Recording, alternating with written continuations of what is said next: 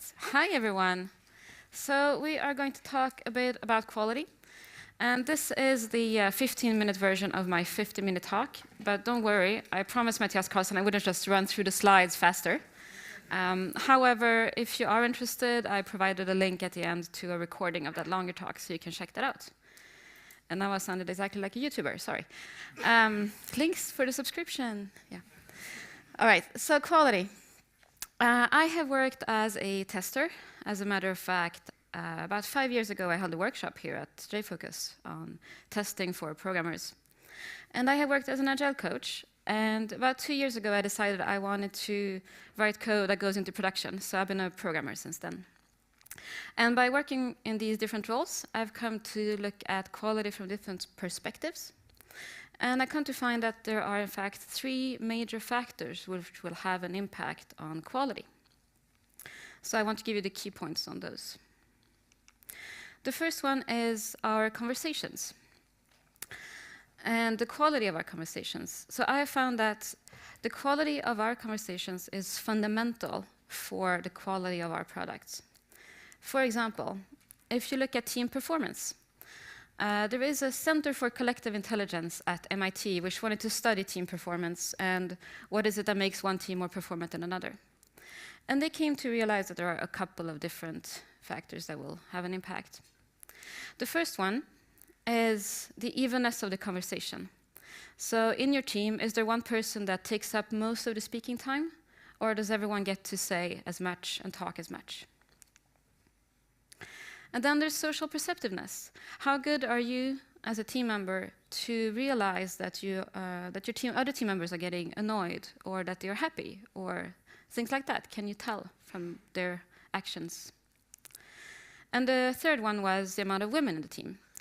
So their research showed that you had to have at least a majority of women to be above average performance in your teams. Now, I'm not saying that this means that you should necessarily hire more women based on these grounds, and that's not what I'm bringing it up. But this is very interesting because Google has done similar research about team performance, and they have said that psychological safety is one of the key factors for team performance. And if you take into account these different things, like how well you're able to communicate, is there one person who gets all the speaking time, whose ideas are more important than the others? How do you feel safe to point out that there is a flaw in this solution?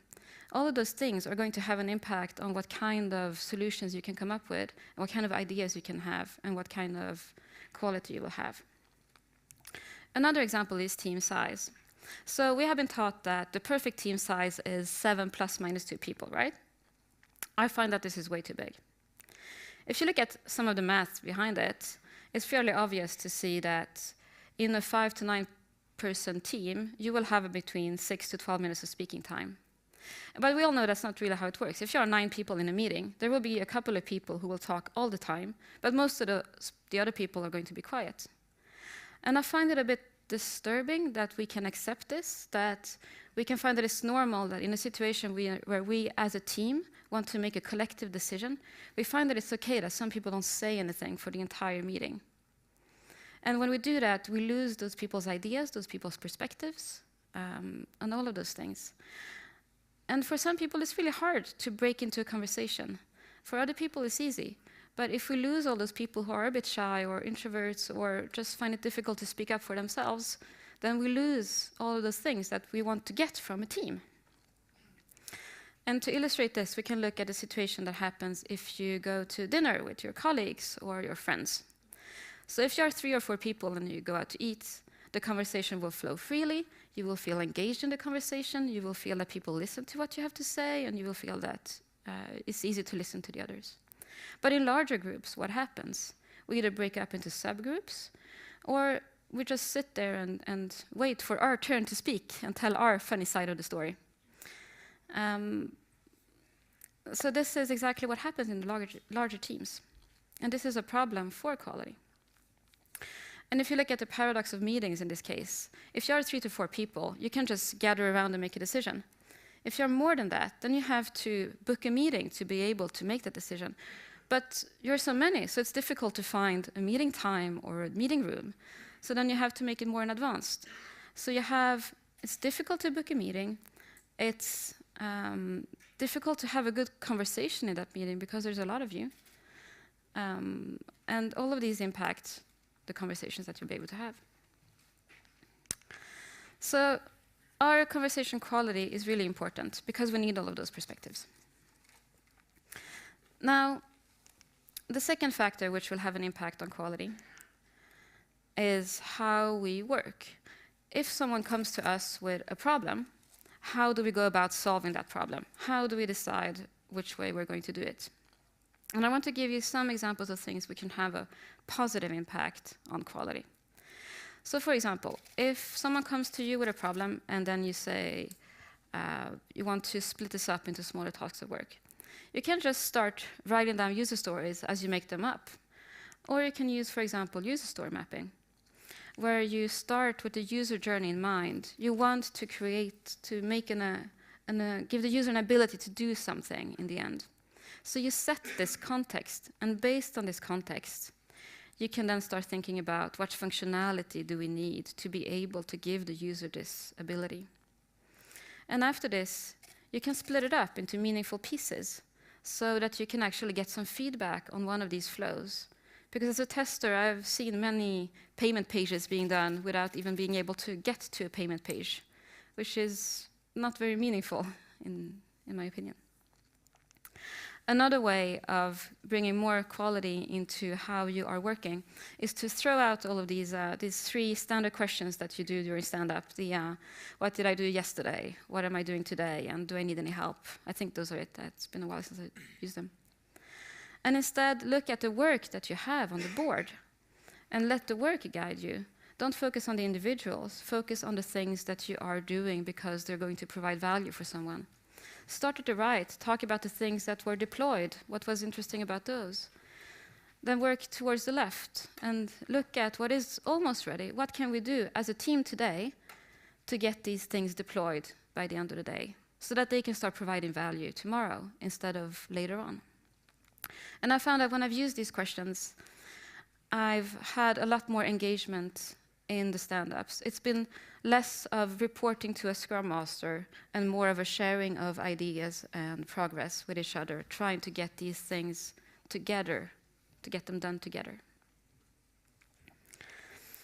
So these are ways of working, for example, that can have an impact on quality. And we want to be able to set the context, and we want to be able to get quick feedback, and we want to improve collaboration again so that we actually have started with quality in mind. And then the third factor which impacts quality, and that is how good we are at our craft. And I think that there are 2 facets to this. So the first one is working with quality in mind. And this is the things that you probably already know. This is about TDD or refactoring and those kind of things. So I don't want to really go into those right now. Instead, I want to talk about the other part, which is our ability to find errors. And this is when you need to talk about testing. And I mean real testing.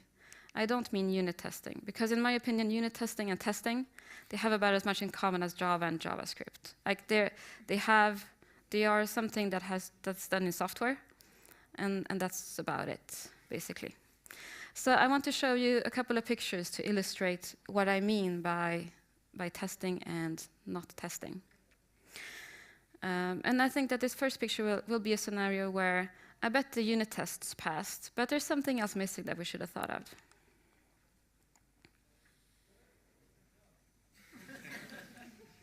Right? So the tap works, and I bet the sink works, but there's something else, right? There's something missing here. So this is the kind of thing that you need testing to be able to find out, that you've written the most beautiful code you have ever done, and you have perfect written unit tests, and everything is amazing, but you still need to put it into a context and see if it actually pans out. And so the second picture is about how do you put peanut butter and jelly on a bagel? So if I ask you for instructions, you will probably tell me, well, slice the bagel in half, and then you spread some peanut butter and jelly on top of it. All right, I did that. right? So requirements aren't that easy, we all know that. But this is also one of the things where you start to think about, okay, so why did we want to do this in the beginning? And those kind of things that testing will bring. So testing is about actually using your application and actually looking at, does it do what I believe that it would begin to do? And so how do you do that? Well, just start it up and use it a bit. But if you want some help, try to think of a couple of different scenarios that you can submit your application to. Because if you just think of a couple of different ways of doing it, you will, and keep doing that, you will end up in a situation where you're creating your own luck and you're sort of stumbling upon bugs because you just did different things, and all of those different things sometimes means that you happen to be in a situation where you saw a bug. So try these things, but use tools and sheets. You don't have to come up with all of these things on your own.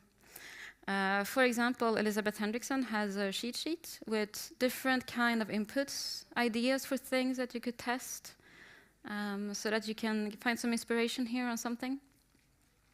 And if you're working in web development, you have absolutely no excuse, because Goika has created this Chrome extension which allows you to input a lot of different things into your forms just by right-clicking and inputting them. So shame on you if you're not using this and you're a web developer.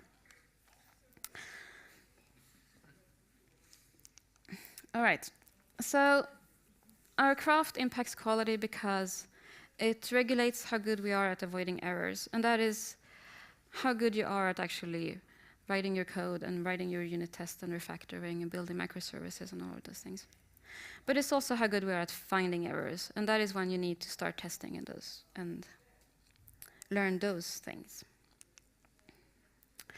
So I think that quality is certainly impacted by our conversations, our ways of working, and also how good we are at our craft. And my question to you is, which ones of these perspectives are you paying attention to? Is it all of them, or is there something missing, perhaps?